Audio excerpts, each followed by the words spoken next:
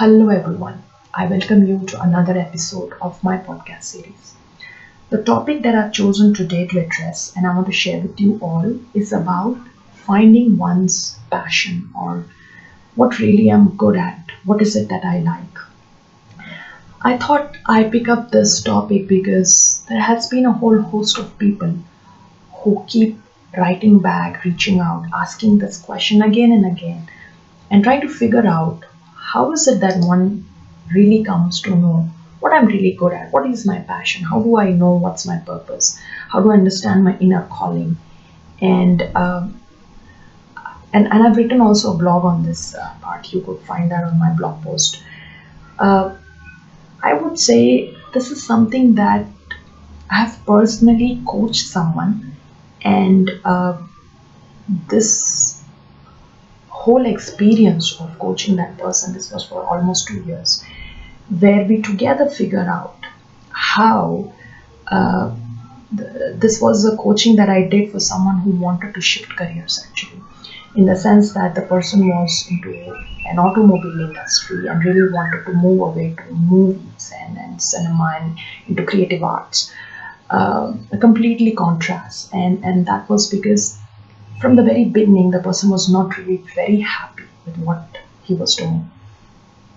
So while we did a very extensive coach program for him, what I wanted to share here, and I also learned along with him in my coaching assignment with him, was that if we really pay attention to it, there is something called our leisure time.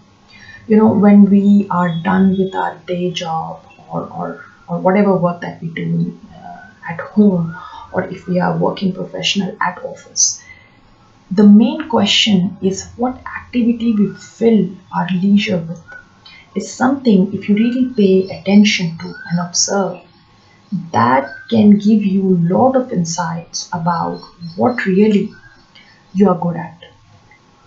It can, in fact, even understand. You don't really have to fill in assessments or questionnaires or some psychometric testing to know what brings you that happiness, because there are people who are, let's say, so passionate about cooking or passionate about weaving, tapestry, painting.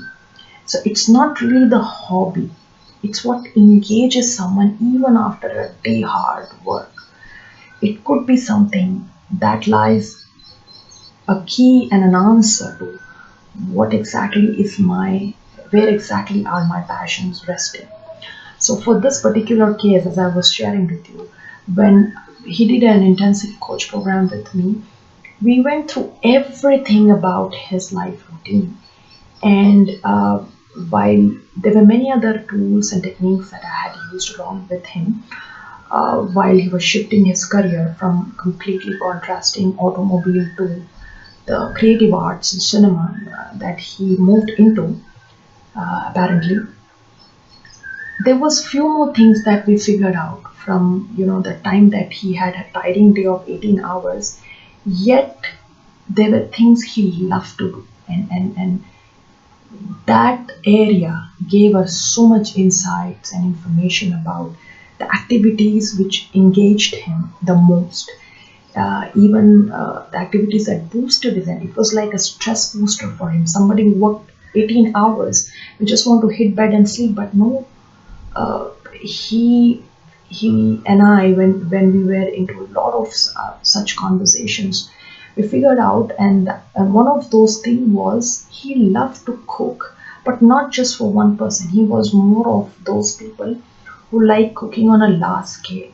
And today, by the way, I feel very happy to share with you that he also is running a community kitchen.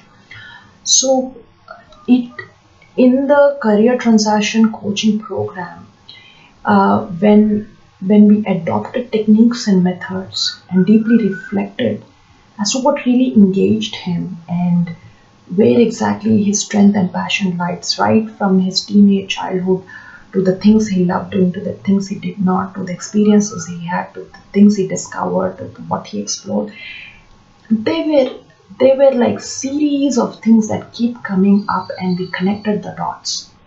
And that's how, I mean, while I share this example with you, so two good things that really happened towards the end of this program was he really transitioned from where he was to where he wanted to go. And in amidst this, he also figured out about that community kitchen, which was nowhere. I mean, there was just no trace of it in the beginning of our conversations. And by the end of it, he was actually running one. So the the biggest takeaway for me, and I'm sure it will be also for you from this particular real life experience, and as I speak to you and share with you, is that uh, you don't really always have to undergo some real scientific test to know where your passion lies. All you need is an expert, uh, maybe a coach, and because coaches give you, they are like your professional partners, they give you that insight.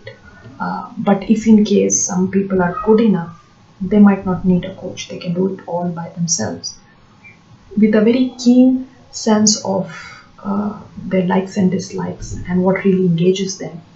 That itself, the leisure, the work that we do, and the way we use our leisure time in itself will be an eye opener, can throw a lot many information to our own self about our very own self, of what we really like, what we don't, what we really enjoy, what is it that where we lose track of time, we don't feel tired, and we might just continue doing it even though nobody is paying you for it. There's no rewards, there's no promotions, there's no bonuses promised. So, so this is where one could really figure out. I would say my as I close this series now, I would just say towards the end of it that anytime if you feel a bit confused as to where is my passion, where does my strength lies, I am not negating the fact that one should not use assessment or keep asking or get confused. Instead, you could start observing and maybe journaling it out or making a note of it. And also perhaps have a coach because they could give you a very neutral perspective and also maybe even help you dig a bit deeper. And then you never know what you might end up learning about your own self. Well, that's all for today, friends. Thank you so much. Thank you for listening to me. Thank you for being my audience. And I shall talk to you soon.